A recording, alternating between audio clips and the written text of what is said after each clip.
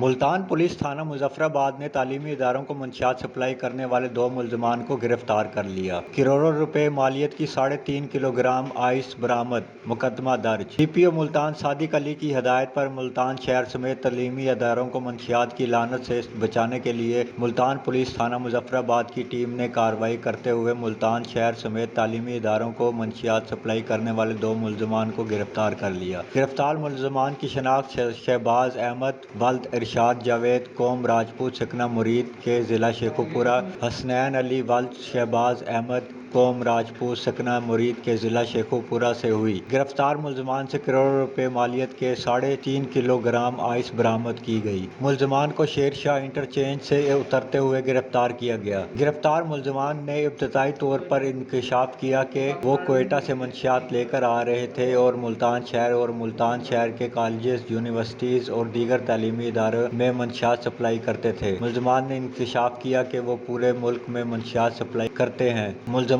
منشیات کے متعدد مقدمات میں سابقہ ریکارڈ یافتہ ہیں۔ ملزمان سے منشیات سپلائی میں استعمال ہونے والی کار بھی قبضہ پولیس میں لے لی گئی۔ ملزمان کے خلاف تھانہ مظفرآباد میں مقدمہ درج کر کے کارروائی پولیس عمل میں لائی جا رہی ہے۔ ملتان پولیس کی جانب سے شہر میں منشیات فروشوں کے خلاف کریک ڈاؤن جاری ہے۔ منشیات کے خلاف جاری مہم کے دوران اب تک 300 کلو گرام سے زائد چرس، 15 کلو گرام ہیروئن اور 17 کلو گرام آئس برآمد کی جا چکی ہے۔ ترجمان پولیس، ملتان۔